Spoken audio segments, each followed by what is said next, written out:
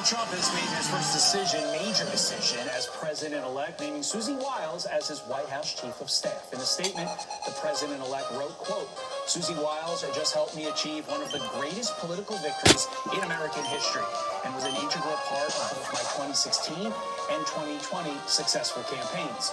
Susie is tough, smart, innovative, and is universally admired and respected. It is a well-deserved honor to have Susie as the first ever female chief of staff in United States history. I have no doubt that she will make our country proud. Susie also served as an advisor to Tudor Dixon's gubernatorial campaign, and Tudor joins us now. Good morning to you. So, Susie Wiles is someone who is rarely seen in the media, but she has made a huge impact when it comes to Republican politics. So tell us a little bit more about her and how she'll serve Donald Trump as White House chief of staff. Well, she's rarely seen because she has no ego. She is an amazing woman. She is a perfect combination of talent and toughness. She does not let any shenanigans go on around her, but she also understands how to take care of her boss. She doesn't try to control him. She was the originator of let Trump be Trump, and that was the most effective strategy she could possibly have. She did not shy away from long-form interviews. She didn't shy away from the McDonald's experience, the garbage man experience. She knew that Trump had this innate way of meeting people where they are and reaching people, and she embraced that. But she also doesn't let people do anything around him.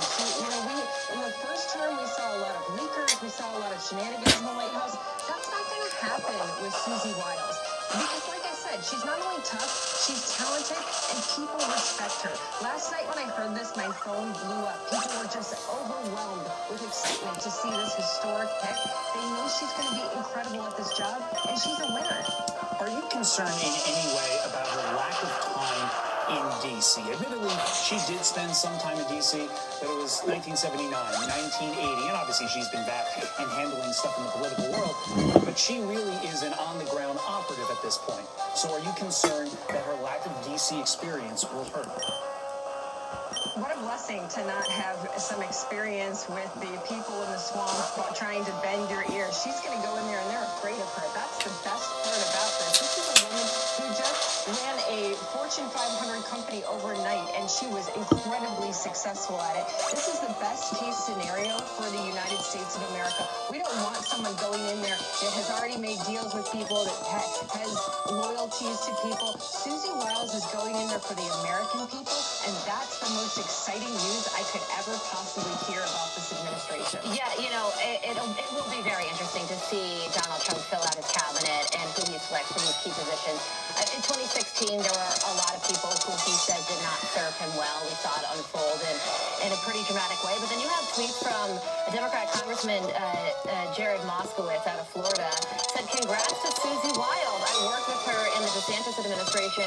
She is brilliant, tough, strategic. She will serve our country well. That's coming from a Democrat. So with selections like this, does it indicate that there will be less drama when it comes to staffing around Donald Trump during his next administration? Absolutely. We are all so excited about what's going on in this next administration. It will be the most historic administration in the history of the country. I know that he is bringing together an amazing team. Susie is going to help him with that. Susie, I just have to tell, my personal experience with her is that she's always available, always willing to sit down with you, always willing to go through every scenario with you and help you play out what is the best thing you can do for yourself and for the people.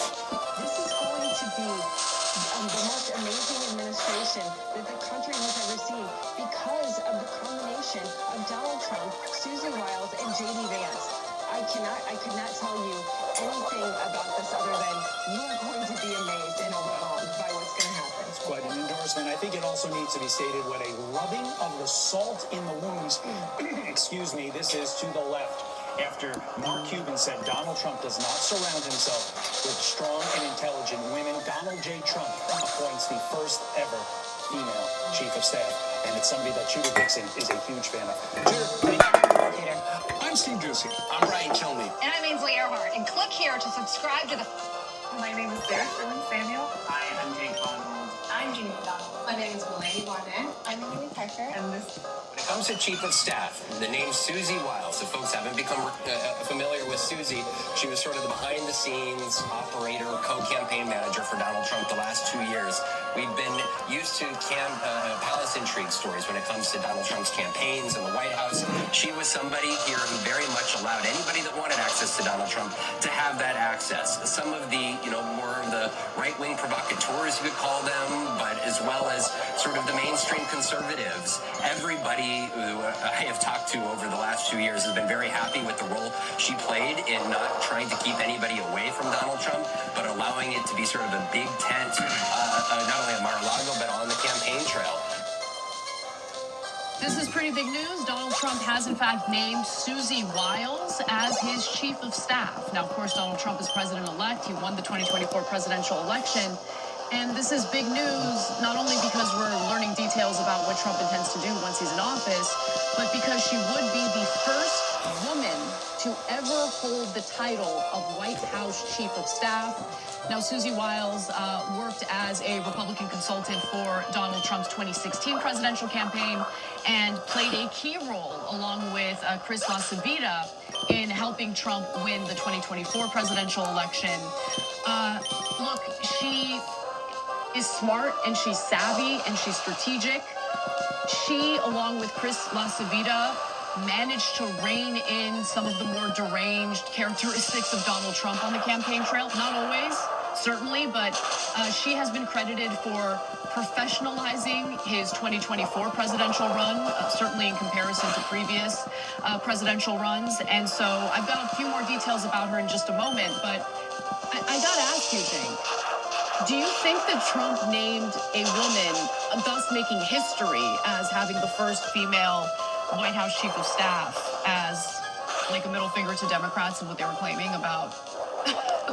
I'm wondering if that's why he did it. I mean, I think she's actually qualified for the job. She has delivered for him, so that definitely informed his decision. That might have been a small part of it, Anna.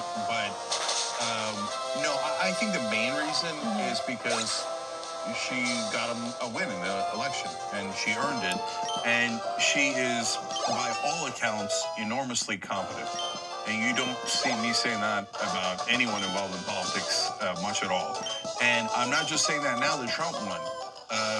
This just happened right before we got on air. I wish we pulled the tape for you guys. We had a conversation about her about 4 to 6 months ago, where we said, wow, Susie Wiles is doing a great job for Trump's campaign. Yes. You remember that? Of course I do, yeah. And so now why do we say that? Because we like Susie Wiles and we like Donald Trump and we want them to win? No. We're giving you honest analysis. We said, watch out. She's running a great campaign. I'm worried about it, right? So she seems to be incredibly competent. The problem is that she's competent in a direction we're not happy with. So if she's as good at this job as she was as campaign manager for Donald Trump, watch out.